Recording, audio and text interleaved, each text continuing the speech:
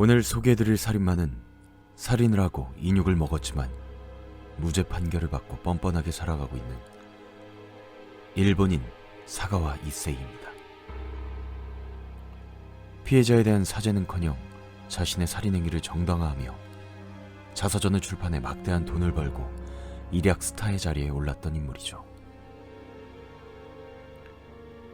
1949년 고베에서 태어나 와코대학 문학과를 졸업 후 칸사이 대학 대학원에서 영문학을 전공했습니다.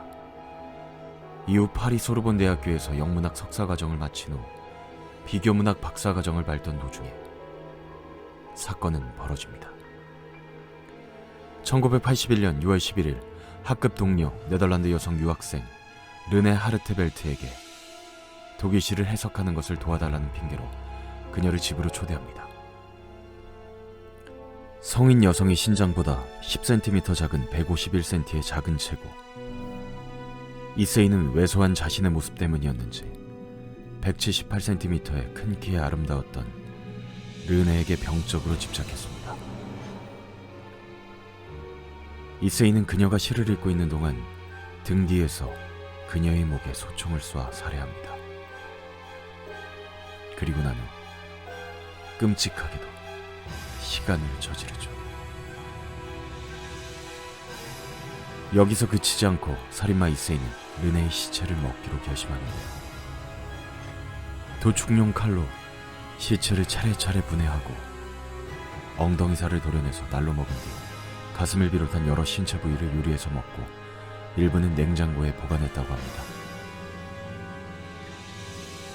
6월 13일 남은 시체를 여행 가방 둘에 나눠 담아 볼로니아의 숲에 있는 연못에 유기하기 위해 택시를 잡습니다.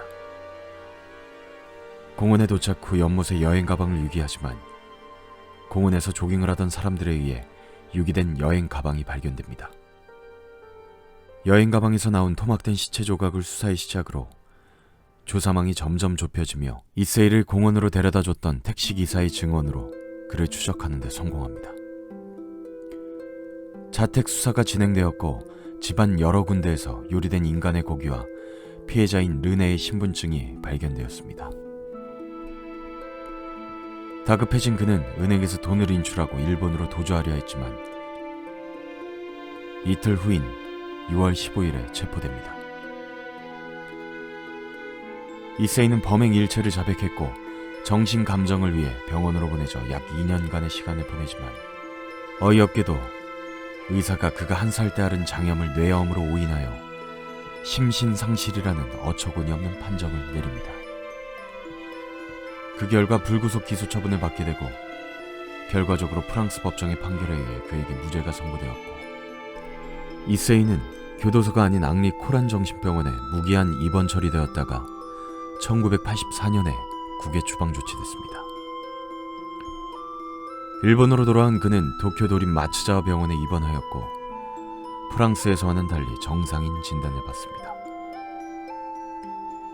이에 일본 경찰은 이세이를 재판에 회부할 방침이었지만 프랑스 경찰 측에서 불기소 처분된 사람의 수사 자료는 제공할 수 없다며 수사 자료의 인도를 거부했고 결국엔 처벌은 내려지지 않았습니다. 약 2년이 채 안 된 1986년 8월 12일에 일본에서의 공식적인 처벌 및 기록이 남지 않은 채 이세이는 깨끗하게 태어나게 됩니다.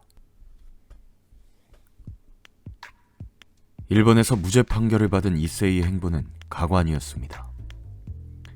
식인 살인을 바탕으로 악의 고백이란 자서전을 냈는데 이것이 베스트셀러가 되었고 1992년엔 일본의 정신나간 방송인과 AV 제작자들이 그를 데려다 천박한 영상물을 찍었습니다. 음침한 지하클럽에서 여자들이 자발적으로 마약에 취하고 변태적인 성행위를 하며 시체를 훼손하며 난교를 하는 게 영상의 주된 내용이었습니다. 이후 일본 여러 식당에 관한 리뷰를 잡지에 싣는 저널리스트로도 활동을 했는데요. 방송가에선 그를 요리 방송 프로에 초대해 생고기를 맛보며 평가하는 진행자로 쓰기도 하였습니다. 또 그는 여성의 나체가 주된 그림들을 그려 수익을 올렸고 2000년대 이후엔 자신의 살인 및 식인 체험담을 직접 만화로 그려 팔아먹기까지 했습니다.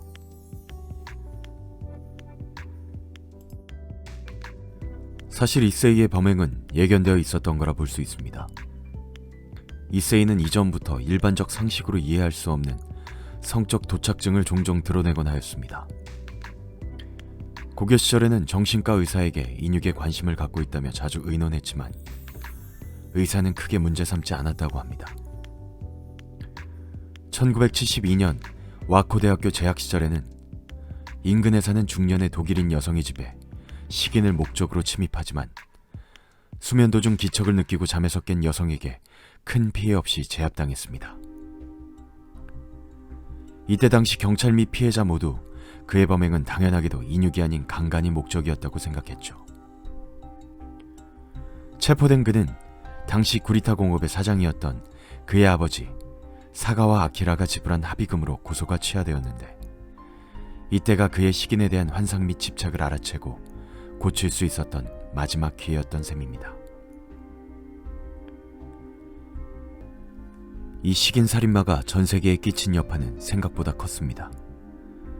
당시 우리나라 김성환 하백은 고바우 영감에서 일본인을 보고 기겁하는 외국인을 그리기도 했고 이탈리아 여성과 결혼한 어느 한국 사업가가 쓴 책을 보면 90년대 초반 아내와 결혼을 허락받고자 아내의 처가로 갔더니 아내의 할머니는 자신을 무섭게 쳐다보고 할아버지는 사냥용 엽총과 허리춤에 단도를 차고 땀을 흥건히 흘리면서 이런 말을 했다고 합니다. 자네 설마 우리 손녀 잡아먹지 않을 거지? 대체 무슨 말인가 해서 놀랐는데 알고 보니 사가와 이세이 사건이 이탈리아에서 충격과 공포로 다뤄주면서 아시아인은 서양의 어린아이와 젊은 여성의 생인육을 즐겨 먹는 민족이라는 인식이 이탈리아 시골 마을에까지 자리 잡았던 것이었습니다. 이렇듯 해외에선 당연히 이세이를 거세게 비난했고 일본 내에서도 어째서 그가 처벌받지 않는가라는 비난이 빗발쳤습니다. 이세이 같은 살인마가 백주대낮에 당당하게 길을 걸어다닌다는 사실에 일본 국민들은 경악했고 지금도 불안해하는 목소리가 드높다고 합니다.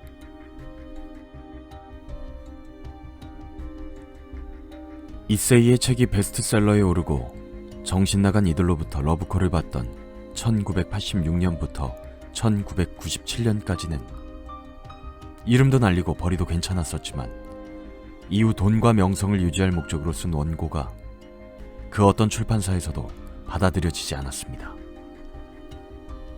생계를 위해 글쓰기와 그림 그리기를 그만두고 직장 찾기에 나섰지만 사이코 살인마인 그를 고용해줄 기업은 어디에도 없었습니다. 이세이의 자서전인 악의 고백을 한국어로 번역한 술이라는 사람이 일본에서 이 살인마를 만났는데 2000년대 중순에 만나본 그는 그럭저럭 평범한 서민 아파트에서 홀로 살아가고 있더라고 전했습니다. 이렇게 내리막을 걷던 이세이는 2013년에 뇌경색으로 쓰러져 신경계에 영구 손상을 입고 지금까지도 병원에서 링게를 꽂고 누워있다고 합니다. 그나마 그를 딱하게 본 그의 형제가 고용해준 간병인에 의해 보살핌을 받으며 생명을 유지해 나가는 중이라고 합니다. 지금까지 사람을 살해하고 인육을 먹은 뻔뻔한 살인마 사가와 이세이에 대한 이야기였습니다. 구독과 좋아요, 알림 설정 부탁드립니다.